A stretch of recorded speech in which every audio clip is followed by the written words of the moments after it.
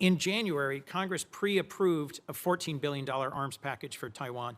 It's been 6 months. We haven't received a notification. Have you advised President Trump to proceed with this? Yeah, it's under consideration. But I don't know if you were here a moment ago when I discussed. We just did $11 billion in December, which was, I think, the largest sale in history. Certainly, I think it was more than the cumulative amount under the Biden administration. And I recall during 6 years of the Obama administration, there was zero gone to Taiwan. So some way you would argue that we're trying to make up ground. So why hold off on it now? Well, so the other 14 is being reviewed. It's under review. It hasn't been, I think it's been noticed, but it hasn't been reviewed. I mean, it hasn't been approved yet. So it's here's under my review under the concern. White House. Mr. Secretary, my concern is that President Trump has said publicly that arms sales to Taipei are a great negotiating chip with China.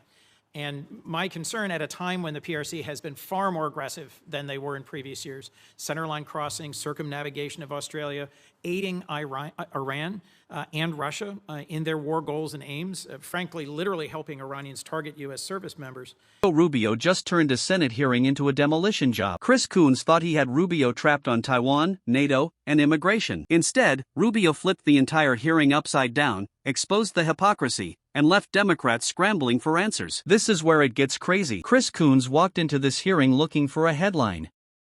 What he got was a political beatdown. First, Coons tried to paint President Trump as weak on Taiwan. He pushed the narrative that America was somehow backing away while China gets more aggressive. Rubio wasn't having it. He immediately reminded the room of something Democrats never want to talk about. The Trump administration approved an enormous weapons package for Taiwan and has consistently taken a tougher stance against communist China than the people now pretending to be concerned. Just like that, Coons' entire setup started falling apart. Let's dive back into this takedown. To Senator Coons. Thank you, Mr. Chairman, Ranking Member, Mr. Secretary, National Security Advisor, good to see you again. I know from our service here together that you agree that China is the greatest national security threat that we face. And one of the key reasons is their repeated threats to take control of Taiwan by force if necessary. And Taiwan, as we both know, is not just some faraway island. It produces 90% of the semiconductor chips critical to everything from F-35s to iPhones. And its geography makes it indispensable, both to global commerce and military power. Do you agree with that? Taiwan?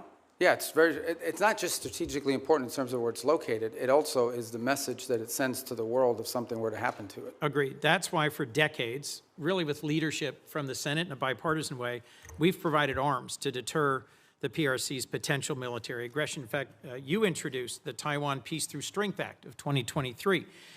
In January, Congress pre-approved a $14 billion arms package for Taiwan. It's been 6 months. We haven't received a notification. Have you advised President Trump to proceed with this? Yeah, it's under consideration. But I don't know if you were here a moment ago when I discussed. We just did $11 billion in December, which was, I think, the largest sale in history. Certainly, I think it was more than the cumulative amount under the Biden administration.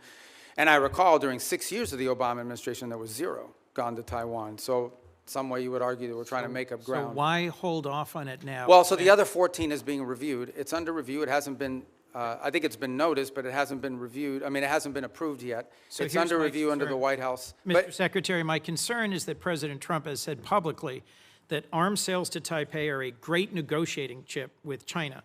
And my concern at a time when the PRC has been far more aggressive than they were in previous years, centerline crossing, circumnavigation of Australia, aiding Iran and Russia in their war goals and aims, frankly, literally helping Iranians target U.S. service members.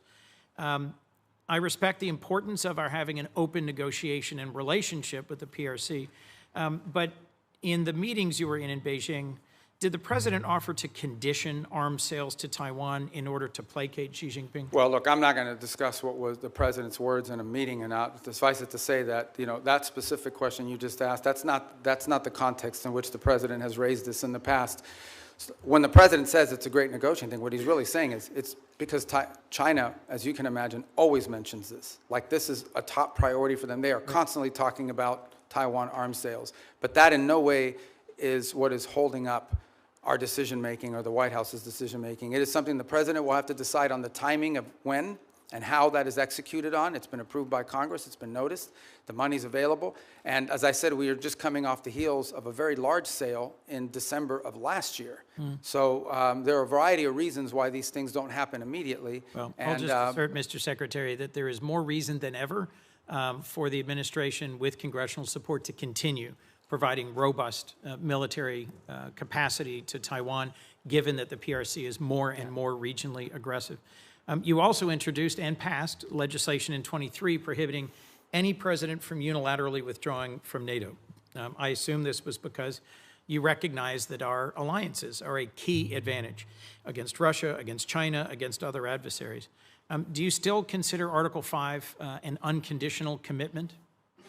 Yeah, so let me address that holistically, if it's okay, because I think we have time to do it. First of all, you're right. I have, throughout my entire career in the Senate, and through much of my time now in this administration, been a supporter of NATO. I see its utility. The key, and I'm just being honest with you when we talk about this, one of the key arguments that I would always use on behalf of NATO is the fact that it allows us basing rights that we could use in a contingency operation in a time of conflict, in a time of need, that we just have had. So when you have countries in this alliance, because understand, at the end of the day, we are providing basically the defense backbone of an entire continent of rich countries. These are not poor countries. These are rich countries. And the utility of NATO for us is that it provides these basing rights. Now we are living in a world in which some of these countries, I point to Spain as an example, openly brag about how they've denied us the use of these bases. And so if the core rationale for us being in NATO, if what we get out of NATO is the ability to use bases, and then we have members of that alliance that are basically denying the use of those bases in a contingency, well, it calls them to question the entire thing. Forgive me, I have one more question I want to make sure we get to. Is it not true that some of the challenges in our NATO relations have only come after President Trump threatened to seize territory from a trusted and reliable and contributing partner? Yeah, I don't think that's fair. I think he publicly said both. I know, but I don't think... use tariffs to coerce Denmark into giving up Greenland. Yeah, but just to tell you, look, if you go back and study the history of it, NATO tensions and debates within U.S. or whether we should be in NATO, in the 1970s, it was the reverse. It was the administration trying to stay in NATO and Congress trying to get us out. Yes. I happened to see a speech, they were playing it after he passed away on C-SPAN, Jesse Jackson at the 1988 Democratic Convention calling for the United States to get out of NATO. I so these debates over NATO, you were at that? As was Joe Biden. Oh. Joe Biden didn't support that position then, and I don't support that position now. But my point is that these debates about NATO have been ongoing for a long time. There's about 1,100 vetted Afghan allies being held at Camp as-Salih in Qatar. And that includes 400 children and 150 family members of currently serving active duty U.S. service members. They've been stranded there for a year and a half. And there is talk of sending them either back to Afghanistan into the waiting arms of the Taliban or into war-torn and now Ebola-infected countries like the DRC.